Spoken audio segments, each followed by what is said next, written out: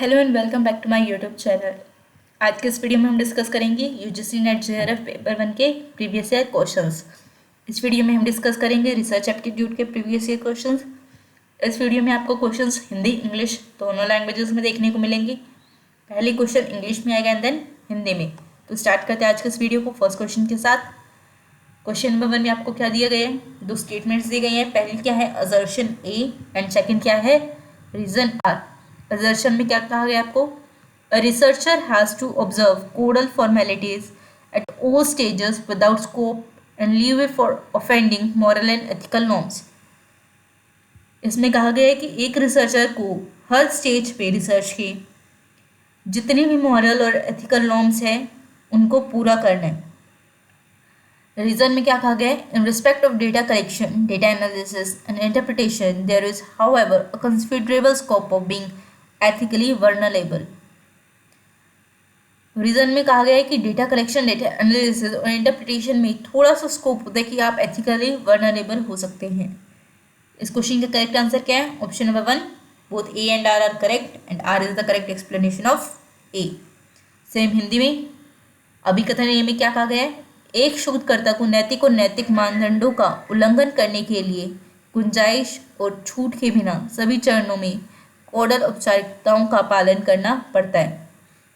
कारण में क्या कहा गया है? डेटा संग्रह, डेटा विश्लेषण और व्याख्या के संबंध में हालांकि नैतिक रूप से कमजोर होने की काफी गुंजाइश है। इसका करेक्ट आंसर भी क्या है? ऑप्शन नंबर 1, ए और आर दोनों सही हैं और आर क्या है? ए का सही स्पष्टीकरण है।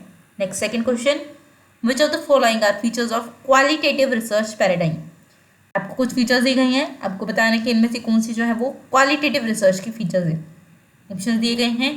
The research is concerned with understanding the social phenomena from the participants' perspective. It seeks to establish relationships among variables and explain the cause of changes in measured social facts. It is conducted in actual settings as the direct source of data and the researcher is the key instrument.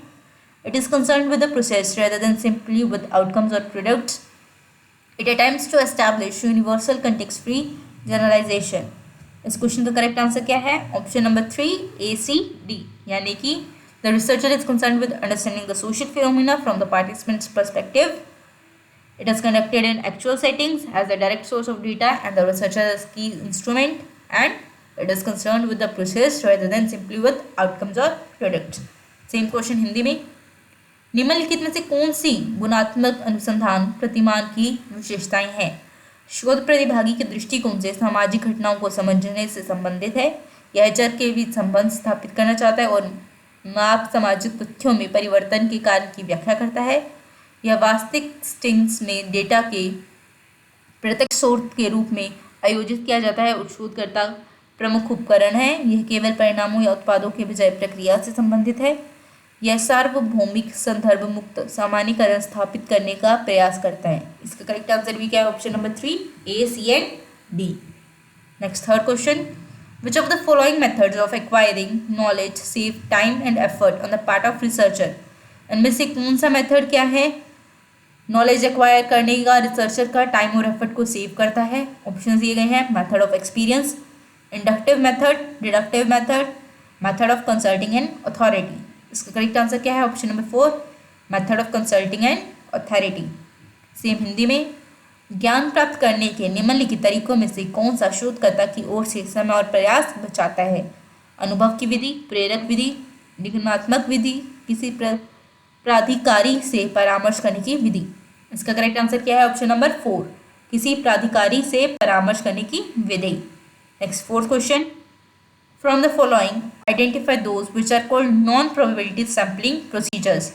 आपको sampling procedures दिए गए हैं, आपको बताना है इनमें से कौन सी जो है वो नॉन प्रोबेबिलिटी सैम्पलिंग है।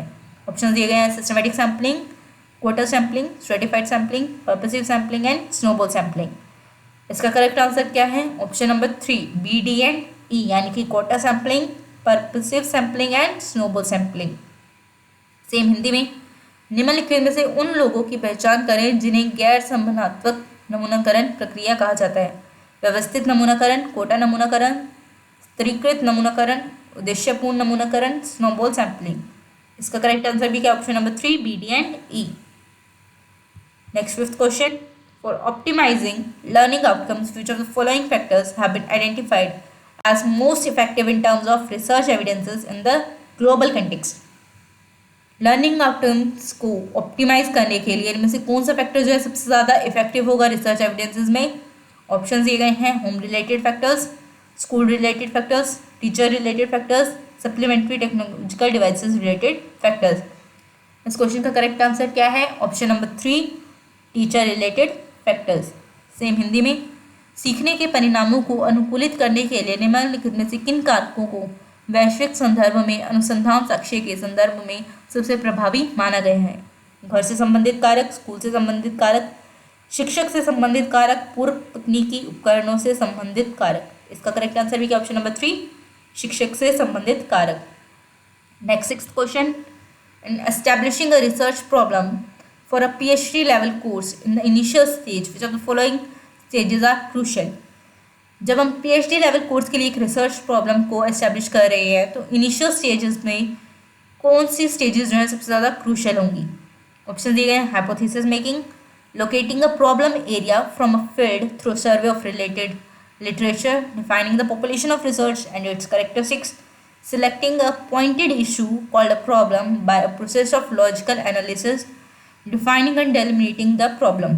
इसका करेक्ट आंसर क्या है? Option number 4, C, D and E, यानी कि defining the population of research and its characteristics, selecting a pointed issue called a problem by a process of logical analysis and defining and delimiting the problem। Same Hindi में, PhD स्तर के पाठ्यक्रम के लिए एक शोध समस्या स्थापित करने में प्रारंभिक चरण में निम्नलिखित में से कौन सा चरण महत्वपूर्ण है? परिकल्पना बनाना, संबंधित साहित्य के सर्वेक्षण के माध्यम से एक क्षेत्र में एक समस्या क्षेत्र का पता लगाना, अनुसंधान की आबादी और इसकी विशेषताओं को परिभाषित करना, तार्किक विश्लेषण की प्रक्रिया द्वारा एक समस्या नामक एक बिंदु कोड का चयन करना, समस्या को परिभाषित करना और सीमांकित करना। इसका करेक्ट आंसर भी क्या है? Option number 4, C, D and E। Next 7th question, given below 2 statement. Statement 1 क्या है? The goal of inquiry in fundamental research is directed at bringing an increment in the range of knowledge. Fundamental research में जो गोल है वो हमारा क्या होता है? नॉलेज को इंक्रीज करना। सेकंड स्टेटमेंट में क्या कहा गया? Action research is a research by the practitioner for the practitioner end of the practitioner. Action research क्या है? प्रैक्टिशनर करता है, प्रैक्टिशनर के लिए है। इस क्वेश्चन का करेक्ट आंसर क्या है? Option number 1, both statement 1 and 2 are true. Same Hindi में, कथन एक क्या है? मौलिक अनुसंधान में जांच का लक्ष्य ज्ञान के क्षेत्र में वृद्धि लाने के लिए निर्देशित है। क्रिया अनुसंधान व्यवसायी द्वारा व्यवसाय के लिए और व्यवसाय के लिए एक शोध है। इसका करेक्ट आंसर भी क्या? ऑप्शन नंबर 1, कथन 1 और कथन 2 दोनों सत्य हैं। Next 8th question, in which scale of measurement classification order and equality of units are ensured? Measurement scale में क्लासिफिकेशन, ऑर्डर और इक्वालिटी मेंटेन की जाती है यूनिट्स की। ऑप्शन दिए गए हैं ordinal, nominal, interval and ratio. इस क्वेश्चन का करेक्ट आंसर क्या है? Option number 3, interval.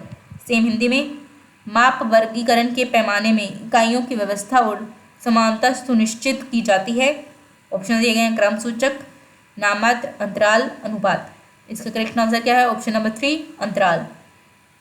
Next 9th question, which argument may be advanced in support of action research in education?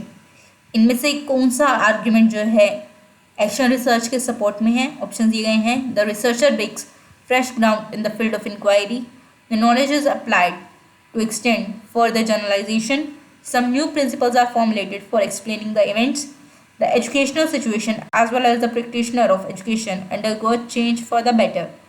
इसका करेक्ट आंसर क्या है? Option number 4, the educational situation as well as the practitioner of education undergo a change for the better।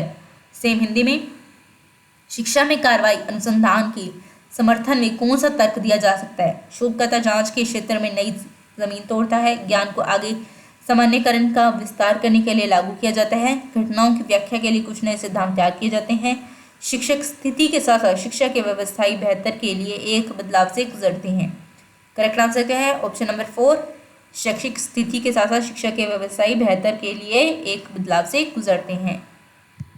Next 10th और आज का last question, the critical difference between experimental and x post facto research lies in the terms of जो main difference है experimental और post facto research में वो क्या है? ऑप्शन दिए गए हैं, selection of sample, casual connection between two variables, use of research tools, control and manipulation of independent variable.